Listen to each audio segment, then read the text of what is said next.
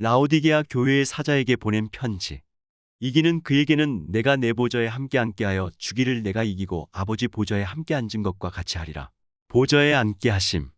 본문의 말씀을 보면 예수님께서 이 세상에 사시는 동안 마귀와 세상을 이기셨기 때문에 하나님의 보좌에 앉으셨다고 하였다. 그리고 예수님과 같이 이 세상에 사는 동안 마귀와 세상과 역경을 싸워 이긴 교회 시대의 이긴 자들 14만 4천 명도 보좌에 앉도록 해주신다고 약속하신 것이다. 보좌는 높은 권세 즉 왕권을 받은 분들이 앉을 수 있는 자리이므로 보좌에 앉게 해주시겠다는 말씀은 왕 노릇하게 해주시겠다는 것이다. 그런데 교회 시대의 이긴 자들로 하여금 예수님과 같이 보좌에 앉게 해주신다는 것을 볼 때 이 말씀에 나오는 보좌는 현재 이 세상에 있는 왕자가 아니라는 것을 알 수 있다. 다시 말해서 이긴 자들이 왕 노릇할 곳은 예수님께서 만왕의 왕이 되셔서 다스리는 하나님의 나라, 즉 천년왕국과 신천지라는 것이다. 요한계시록 21장 1절로 22장 5절을 보면 교회 시대의 이긴 자들 14만 4천이 천국의 수도인 새 예루살렘으로 들어가는 장면이 있고 그곳에서 저희가 세세토록 왕 노릇하리라고 하였다. 이 말씀은 이긴 자들이 천국에서 영원토록 예수님과 함께 왕 노릇하게 된다는 것을 의미한다. 또한 요한계시록 4장 4절을 보면 또 보좌에 둘려 24보좌들이 있고 그 보좌들 위에 24장로들이 흰옷을 입고 머리에 금멸유관을 쓰고 앉았더라고 하였고 요한계시록 20장 4절을 보면 또 내가 보좌들을 보니 거기 앉은 자들이 있어 심판하는 권세를 받았더라. 또 내가 보니 예수의 증거와 하나님의 말씀을 인하여 목배임을 받은 자의 영혼들과 또 짐승과 그의 우상에게 경배하지도 아니하고 이마와 손에 그의 표를 받지도 아니한 자들이 살아서 그리스도로 더불어 천년 동안 왕 노릇하니라고 하였다. 요한계시록 4장 4절에 나오는 24장로는 교회 시대의 이긴 자들이 아니라는 것을 참고사항에서 자세히 설명하게 될 것이다. 그러나 요한계시록 20장 4절에서 심판권을 받고 보좌에 앉은 성도들은 교회 시대의 이긴 자들이기 때문에 두아디라 교회에 보낸 편지에서 약속하신 바와 같이 천년왕국에서 왕권을 받게 될 성도들이다. 참고사항 1. 24장로에 대한 성경적 견해. 요한계시록 4장 4절에 나온 24장로들은 흰옷을 입고 머리에 금멸유관을 쓰고 앉았더라 고하였다. 여기에서 24장로들은 어떤 분들인가? 많은 사람들이 해석하기를 24장로들은 신약시대의 12사도와 구약시대의 12족장이라고 하는데 이것은 잘못된 견해이다.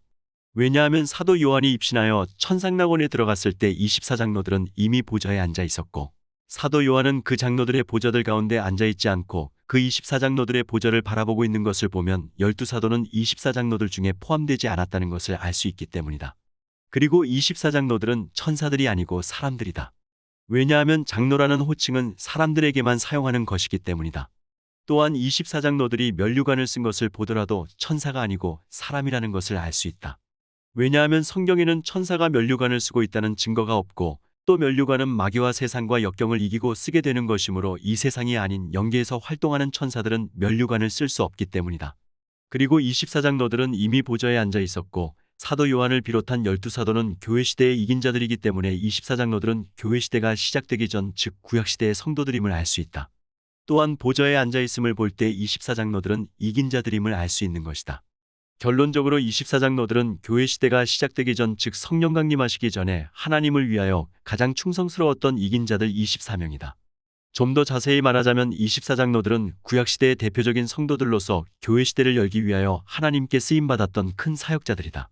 이분들은 할례와 믿음의 조상 아브라함부터 세례 요한까지 24명의 이긴 자들인데 그 이름을 열거해보면 아브라함, 이삭, 야곱, 요셉, 모세, 여호수아, 욥, 사무엘, 다윗, 엘리야, 엘리사, 이사야, 예레미야, 다니엘, 에스겔, 호세아 그리고 세례 요한 등 17분이며 그 외의 분들은 성경을 통하여 정확히 확인할 수 없으므로 우리가 천국에 들어가면 알게 될 것이다.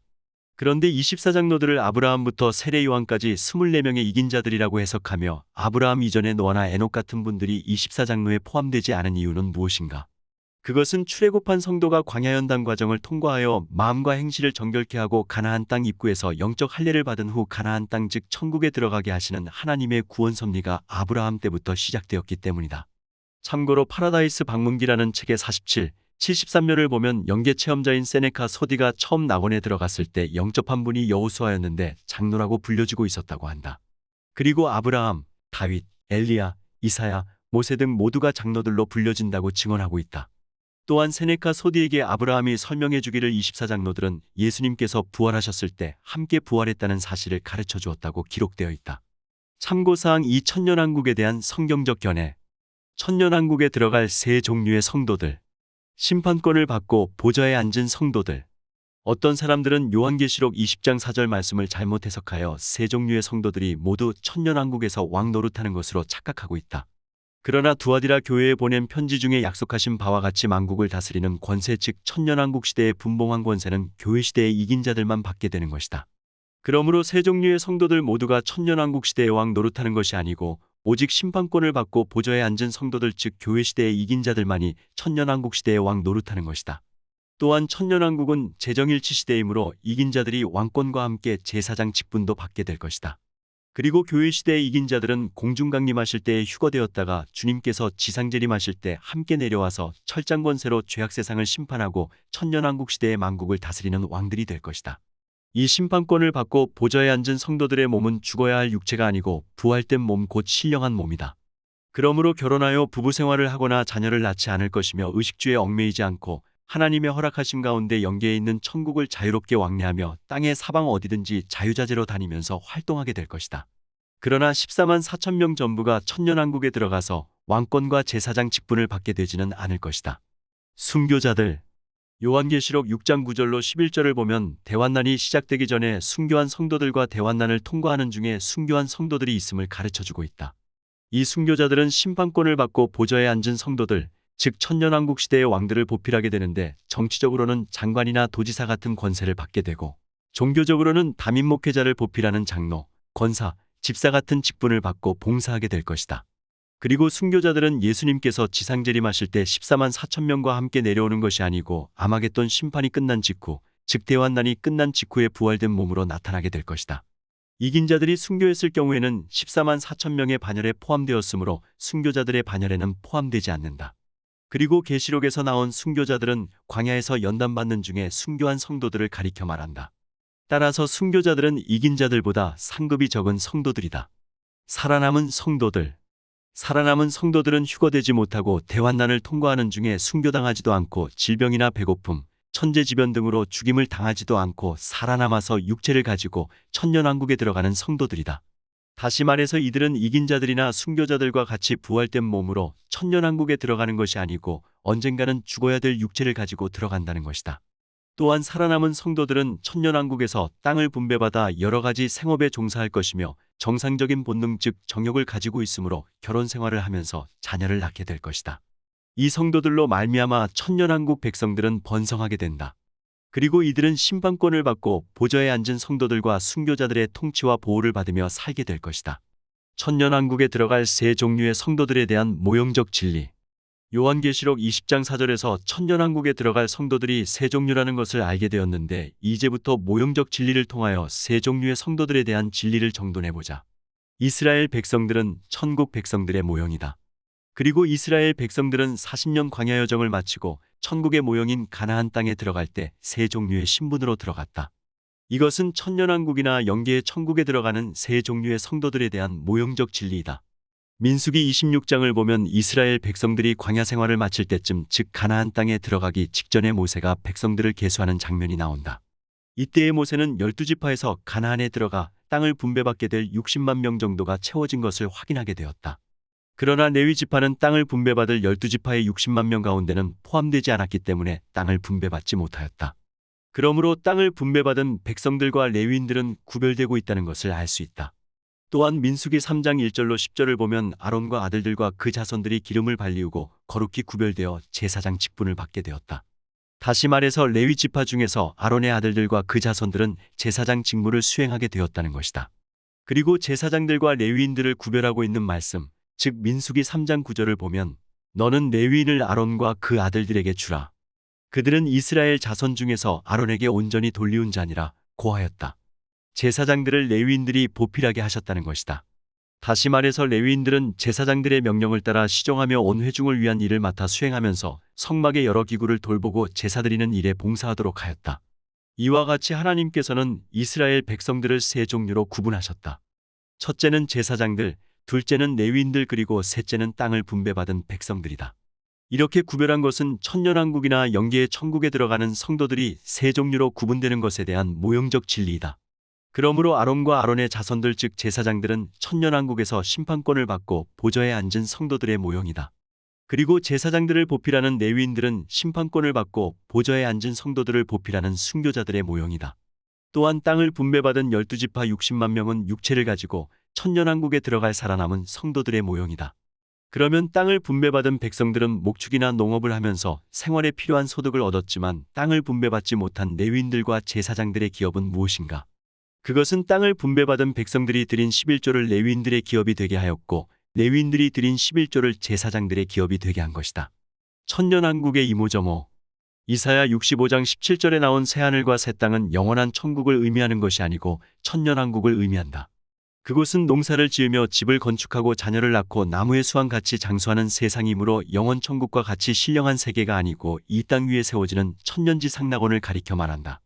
부활된 몸으로 천년왕국에 들어간 교회 시대의 이긴 자들과 순교자들은 천년이 찰 때까지 백성들을 통치하며 봉사하다가 신천지로 들어가겠지만 육체를 가지고 천년왕국에 들어간 성도들은 자손을 낳으며 얼마 동안 살다가 육체를 떠나서 더 좋은 천상낙원으로 들어가게 될 것이다.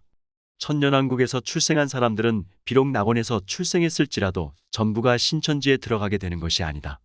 천년왕국 시대가 끝난 직후 무저갱에서 풀려나온 마귀들에게 사로잡혀 지옥에 들어갈 사람들도 많을 것이다. 천국은 누구나 반드시 마귀가 역사하는 가운데 성령의 인도하심을 받아 믿음으로 연단받은 의지와 부활된 몸을 가지고 하나님을 섬기며 영원히 사는 곳이다. 천년왕국 시대가 끝난 후에 성도들이 마귀의 시험을 통하여 연단받은 의지를 가지고 들어가는 신천지. 천년왕국 즉 지상낙원에서 출생한 사람들은 모두 천국으로 들어가게 될 것인가? 천년왕국에서 출생한 사람들은 비록 지상낙원에서 살았다 할지라도 천년왕국 시대가 끝난 후에 나타나는 마귀의 미혹을 이기고 영원한 신천지로 들어갈 사람들도 있고 마귀에게 사로잡혀 범죄하고 지옥에 들어갈 사람도 많다는 것을 알아야 한다. 다시 말해서 천년왕국에서 출생한 백성들 전부가 천국에 들어가는 것이 아니라는 사실이다. 그러나 천년왕국이 시작될 때 들어간 세 종류의 성도들은 모두 천국에 들어갈 수 있는 자격을 확보한 성도들이다. 위에서 알게 된 바와 같이 천년왕국에 들어간 성도들은 세 종류인데 그 중에 부활된 몸을 가지고 들어간 이긴 자들과 순교자들은 백성들을 통치하다가 천년왕국 시대가 끝날 때 하늘로 올라갈 것이다. 또한 대환난을 통과한 성도들은 육체를 가지고 천년왕국에 들어갔으므로 자녀를 낳고 농사를 지으며 살다가 육체를 벗어버리고 영계의 천국 즉 천상낙원으로 들어가게 될 것이다. 살아남아서 천년왕국에 들어갈 성도들에 대하여 좀 더 구체적으로 말하자면 그들 모두가 천년왕국 시대가 끝날 때까지 이 땅 위에서 살게 되는 것이 아니고 100년이나 200년 혹은 몇백 년이 지난 후에 육체를 벗어버리고 영혼만 천상낙원으로 들어가게 될 것이다. 그리고 천년왕국에 들어간 성도들은 이미 광야연단 과정을 마치고 영적 할례를 받았으므로 천년왕국 시대가 끝난 후에 나타날 마귀의 시험을 받을 필요가 없는 것이다. 이러한 성도들은 광야연단 과정을 통하여 연단받은 자유의지로 단장을 했기 때문에 환난과 핍박을 받거나 미혹을 받게 될지라도 강하게 저항하면서 하나님만 사랑하고 순종하게 된다. 그러나 천년왕국에서 출생한 사람들은 마귀와 죄와 불행이 없는 지상낙원에서 생활을 하였기 때문에 연단받은 자유의지를 가지고 있지 못하다. 그러므로 천년왕국에서 출생한 사람들은 천년왕국 시대가 끝난 후에 무저갱에서 풀려나온 마귀에게 미혹을 당하면서 연단받은 의지와 정결한 행실로 단장을 하고 천국에 들어갈 준비를 하게 되는 것이다. 이와 같이 성도들로 하여금 연단받은 의지를 가지고 천국에 들어가게 하시는 것은 만세 전부터 계획하신 하나님의 뜻이다. 왜냐하면 성도들은 마귀와 죄와 불행을 많이 경험하는 가운데 연단을 받아야 자원하는 의지로 오직 하나님만을 사랑하고 신뢰하고 순종하며 봉사하게 되기 때문이다. 다시 말해서 성도들로 하여금 마귀와 죄의 미혹을 받을 때 하나님의 은총을 힘입어 강한 의지력을 가지고 물리치며 하나님 이외의 것들은 거부하고 오직 하나님만 사랑하며 순종하도록 하기 위함이다. 루시퍼 천사장을 따라 타락한 천사들은 타락하기 전에 죄가 얼마나 나쁜 것이며 죄 때문에 당하는 형벌과 불행이 얼마나 무서운 것인가를 몰랐었다. 그렇기 때문에 자유의지로 하나님과 같이 높아지고자 하는 욕망을 따라 배반하였는데 결국 하나님의 저주를 받고 악마가 된 것이다. 다시 말해서 타락한 천사들 즉 마귀들은 영원히 회개하고 돌이켜 회복될 수가 없는 비참한 상태가 되었다는 것이다. 이와 같이 타락한 천사들처럼 타락하지 않도록 하기 위하여 하나님께서는 성도들로 하여금 연단받은 자유의지를 가지고 천국에 들어갈 수 있도록 계획하신 것이다. 그렇기 때문에 하나님께서는 이 세상과 인간을 창조하시고 에덴낙원 중앙에 선악과를 만들어 놓으신 후 아담과 하와로 하여금 마귀의 유혹을 받을 때 자유의지로 선악과를 따먹고 타락할 수 있는 환경을 허락하신 것이다. 그 결과 타락한 인간은 에덴낙원에서 추방되었고 심령 속에 죄성이 들어오게 되었으며 그 죄성으로 말미암아 범죄하게 되었고 형벌과 불행한 일들을 당하게 되었다. 이와 같이 타락하여 지옥에 들어갈 수밖에 없는 인간을 위한 하나님의 구원 계획은 모형적 진리를 통하여 알게 된 바와 같이 성도들이 출애굽한 후 광야연단 과정을 통과하면서 연단받은 의지와 정결한 행실을 가지고 가나안 땅 즉 천국에 들어갈 수 있도록 하는 것이다. 그러므로 천년왕국 시대가 끝날 때 천년왕국에서 출생한 모든 사람들도 연단받은 의지를 가지고 천국에 들어가게 하시고자 무적행 속에 있는 마귀를 풀어놓아 미혹하게 하는 것이다. 결론적으로 말하자면 천국에 들어가는 성도들은 반드시 믿음으로 연단받은 의지를 가지고 들어가야만 하는 것이다. 연단받은 의지는 마귀와 죄와 형벌과 불행을 많이 경험하면서 점진적으로 온전해지는 것이다.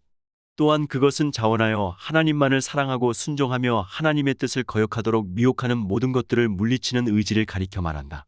그리고 이상에서 알게 된 바와 같이 이 세상을 창조하신 하나님의 목적, 즉 아담을 창조하신 때부터 천년왕국 시대가 끝날 때까지 인류 역사를 섭리하시는 하나님의 목적은 연단받은 자유의지를 가지고 신천지에 들어가는 성도들을 준비하시기 위함이라는 것이다.